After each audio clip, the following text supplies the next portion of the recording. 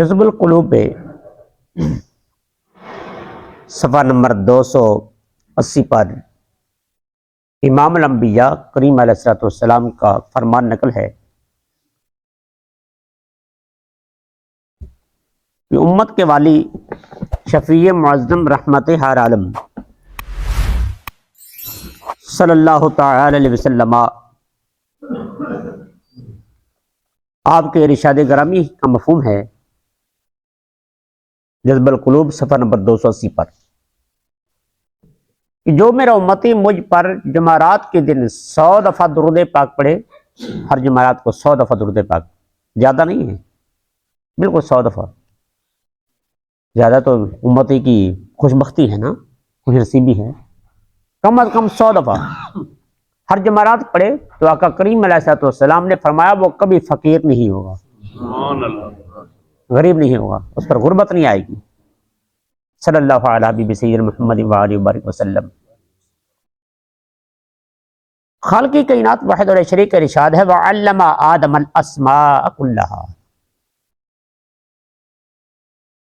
وعلم، علم یعلم تعلیم مانا ہوتا ہے سکھانا، سکھائے آدم علیہ السلام کو۔ آدم یہ لفظ ادومت سے بنا ہے یا ادیمن سے؟ ادومت سے اس کا مانا ہوتا ہے گندم کو ہونا، کیونکہ آدم علیہ السلام کا نام گندمی تھا۔ ادیمن سے تو اس کا مانا ہے زہری زمین، چونکہ آپ کو تمام قسم کی زہری زمین سے مٹی لے کر بنایا گیا تھا، اور آدم علیہ السلام کو اللہ تعالیٰ نے بہت سونا بنایا تھا، بہت خوبصورت تھے۔ آپ کا جسم اقدس 60 ہاتھ کا تھا، اور جنتیوں کا جسم بھی جنت میں اتنا ہی لمبا ہوگا، چاہے دنیا جہان میں کوئی اگر 4-5 فٹ کا نہیں یا 3 فٹ کا بھی ہے تو جنت میں اللہ تعالیٰ اس کو اتنا ہی یعنی کہ قد عطا فرمائے گا کہ 60 ہاتھ اس کا قد ہوگا، تو جنت میں نقص تو ہے ہی نہیں نا، ہر ایک کو فضیلت ہی عطا ہوگی۔ اور مصطفیٰ کریم علیہ السلام کے اخلاق کریمانہ میں سے حصہ ملے گا جنتی کو، اور داؤد علیہ السلام جیسی زبان، وہاں تو کیا بہاریاں اور نعمتیں ہوں گی سرکار کے قدموں کے صدقے سے۔ تو حضرت آدم علیہ السلام آپ کو ربی کائنات نے اسماء یہ اسم کی جمع ہے، تو یہ سمون سے بنا ہے یا وسمون سے، جس کا معنی ہے علامت، نشان، بلندی، کیونکہ نام بھی انسان کی علامت ہوا کرتا ہے، اس لیے اس کو اسم کہتے ہیں۔ اسم کو اسم کیوں کہتے ہیں؟ اس کا معنی ہے آدم علیہ السلام کو کلھا تمام چیزوں کے نام سکھا دیے، ثم عرضہم، آدم علیہ السلام کو تمام چیزوں کے نام بتائے، چیزوں کے نام۔ آدم علیہ السلام کو بہت علم عطا فرمایا، لیکن آدم علیہ السلام کا علم مبارک نبی کریم علیہ السلام کے علم کے مقابلے جیسے دریا کے مقابلے قطرہ ہو، کیونکہ یہاں پہ آدم اسماء کا نام لیا گیا، لیکن مصطفیٰ علیہ السلام کی جب علم کی بات ہوئی تو اللہ تعالیٰ نے فرمایا وَعَلَّمَكَ مَا لَمْ تَكُنْ تَعْلَمُ وَكَانَ فَضْلُ اللَّهِ عَلَيْكَ عَظِيمًا، کہ پیارے محبوب جو آپ نہیں جانتے تھے ہم نے آپ کو سب کچھ جنوا دیا۔ وہاں پہ کسی چیز کے جو ہے نا کسر چھوڑی نہیں، علمک ما لم تکن تعلم، جو نہیں، جو بھی چیز، جو بھی علم تھا ہم نے آپ کو عطا فرما دیا۔ تو اللہ تعالیٰ نے آپ کو علم کلی عطا فرمایا، ہر طرح کا علم عطا فرمایا۔ تو فرمایا آدم علیہ السلام کو نام کل بتا دیے، ثم عرضہم، پھر اللہ تعالیٰ نے ثم عرضہم، پھر پیش کیا ان کو، ان اشیاء کو، الملائکہ، اوپر فرشتوں پر، اللہ تعالیٰ نے فرشتوں پر ان چیزوں کو پیش فرمایا۔ فرشتے تمام، چونکہ تمام فرشتے ہی ان کا یہ کہنا تھا کہ یا اللہ تو اس کو انسان کو کیوں بناتا ہے، ہم تیری تسبیح بیان کرتے ہیں، تو گو اللہ تعالیٰ جو وہ فرشتوں کو یہ معلوم ہو گیا تھا کہ جب آدم علیہ السلام آپ نے چھینک لی تو آپ نے الحمدللہ کہا، آپ نے الحمدللہ کہا، ٹھیک نا، اور پھر آپ نے جا کر فرشتوں کو سلام بلایا، تو فرشتوں کو علم تو ہو گیا تھا کہ اللہ تعالیٰ نے ان کو پیدا ہوتے ہی اتنا علم عطا فرمایا، اپنی معرفت عطا فرمائی ہے، لیکن پھر بھی جو فرشتوں کو یہ تھوڑا سا تھا ان کے خیال میں کہ ہم اس لائق زیادہ ہیں کہ خلافت ہمیں عطا فرمائی جائے، کہ ہم تسبیح تحلیل بیان کرتے ہیں، تو اللہ تعالیٰ وحدہ لا شریک یہ جنوانا چاہتا ہے کہ تسبیح تحلیل کا اور مقام ہے لیکن علم کا مقام اور ہے۔ تمہارا تسبیح تحلیل کرنا صرف ایک محدود ہے، اور ظاہر بات ہے کہ جس کے پاس جتنا علم زیادہ ہوگا وہ اللہ کی تسبیح تحلیل بھی اتنی زیادہ کر سکے گا۔ تو اللہ تعالیٰ وحدہ لا شریک نے حضرت آدم علیہ السلام کے علم کو جنوانے کے لیے اب ساری چیزوں کو فرشتوں پر پیش فرمایا، اور فرشتوں پر پیش فرما کے اللہ تعالیٰ نے فرمایا فقال انبئونی، فرمایا کہ پس فرمایا انبئونی، خبر دو مجھے۔ آدم علیہ السلام کو تو تمام چیزوں کی ماہیت اور تمام چیزوں کے اسماء اور ان کے جو افعال تھے یا ان سے جو یعنی کہ واردات اور لوازمات تھے وہ بتائے گئے تھے نا، اور فرشتوں کا فرمایا کہ تم سارے نہ صحیح، تم صرف مجھے ان چیزوں کی خبر ہی دے دو کہ یہ کیا چیز ہے، یہ کیا چیز ہے، یہ کیا چیز ہے۔ آدم علیہ السلام کو تو یہ بھی فرمایا گیا تھا، یہ علم دیا گیا تھا، یہ سنداسی ہے، اس سے یہ کام لینا ہے، یہ جو ہے نا وہ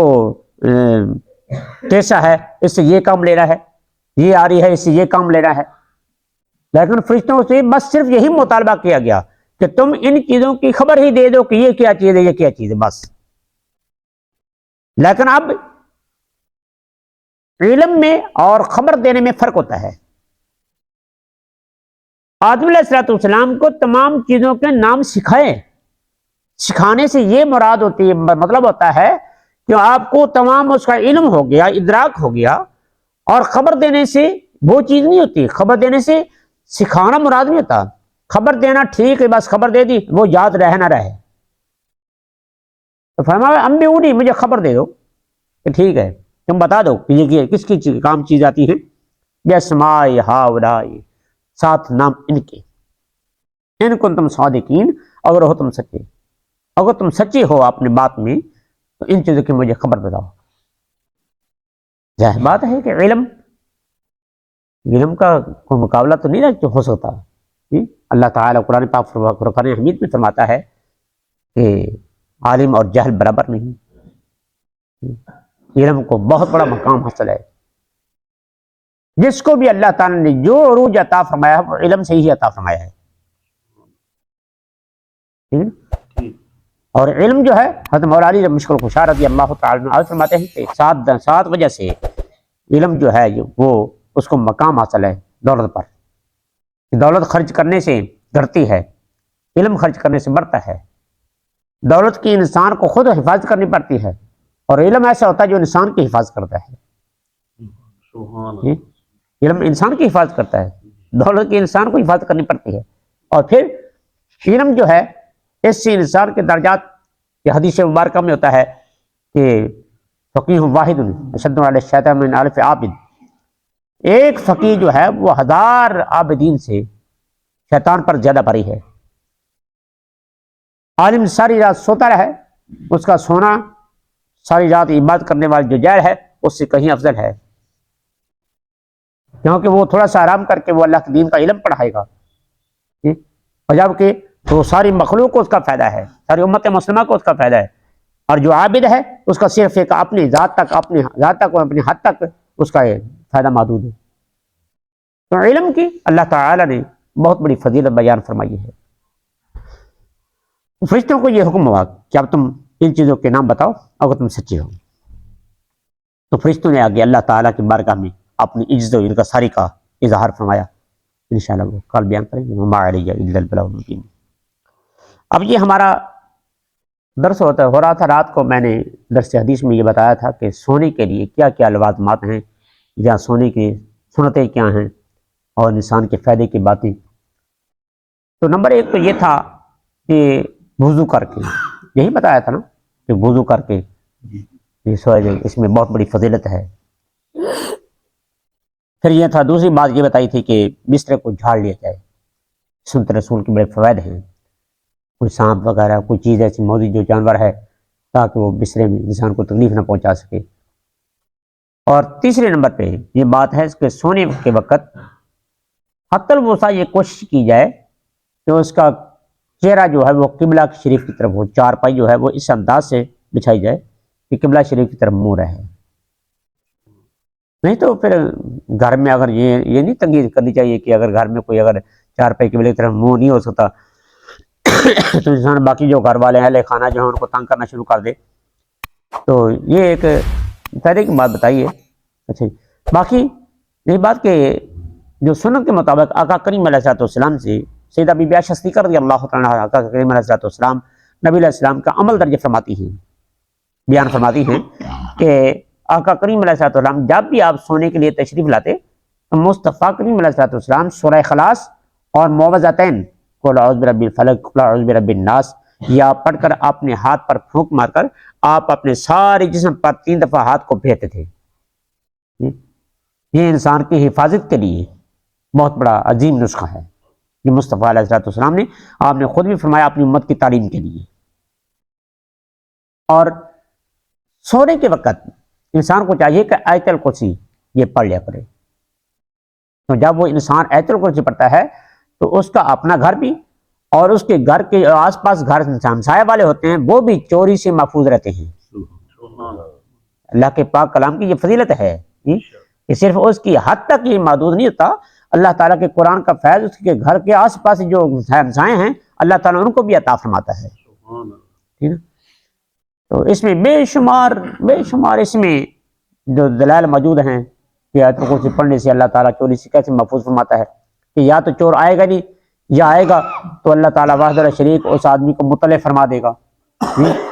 وہ بیدار ہو جائے گا، یا کوئی ایسا معاملہ بن جائے گا تو اللہ تعالیٰ اس کو چوری سے محفوظ رکھے گا، اور شیطان بھی اس کے پاس نہیں آئے گا۔ تو اس لحاظ سے آیت الکرسی جو ہے یہ پڑھ لینی بہت ہی مجرب ہے۔ اور بھی جو دعائیں وغیرہ یاد ہوں وہ انسان پڑھتا رہے،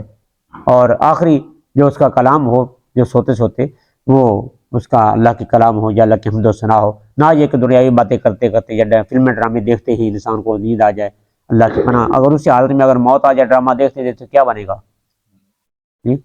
فلم دیکھتے دیکھتے موت آ جائے تو کیا بنے گا؟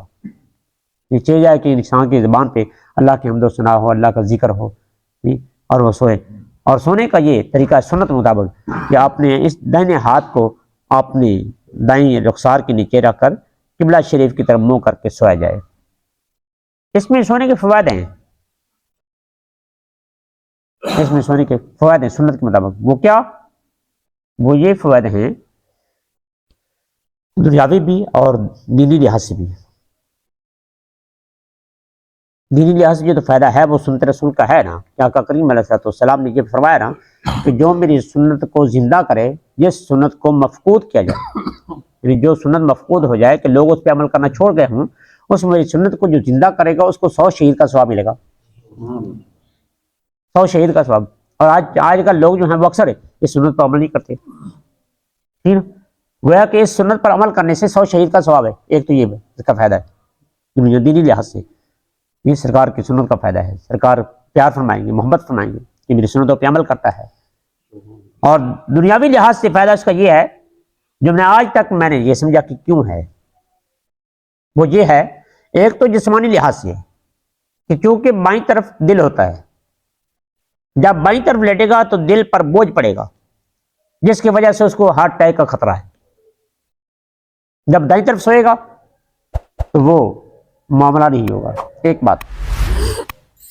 دوسرا یہ ہے کہ جب پہلی دفعہ انسان کو نیند آتی ہے نا تو وہ بہت گہری آتی ہے، پہلا ٹھوکا کہنے پنجابی کو، بہت گہری نیند آتی ہے۔ اور اس گہری نیند میں پہلی دفعہ جو نیند ہوتی ہے گہری نیند، اس میں ہی انسان کو اکثر نقصانات ہوتے ہیں، چوری وغیرہ ہے یا قتل و غارت ہے، کیونکہ انسان بہت گہری نیند میں سو جاتا ہے، اس کو پتہ نہیں چلتا کہ گھر میں کون آیا یا کھٹا ہوا یا کیا آواز آئی ہے کیا نہیں آیا، حتیٰ کہ وہ کام ہو جاتا ہے جو ہونا ہوتا ہے۔ تو جب انسان اس طریقے سے سنت کے مطابق سوئے گا نا تو اس کو جلدی سے اتنی گہری نیند نہیں آئے گی، تھوڑا سا کھٹکا ہوگا وہ جلدی بیدار ہو جائے گا۔ تو دنیاوی لحاظ سے یہ بھی فائدہ ہے جسمانی لحاظ کے ساتھ ساتھ۔ اور اس میں اور بھی، کیونکہ فعل الحکیم لا یخلو عن الحکمہ، حکیم کا فعل جو ہے وہ حکمت سے خالی نہیں ہوتا. مصطفیٰ علیہ الصلوۃ والسلام آپ کو اللہ تعالیٰ نے حکمت کی،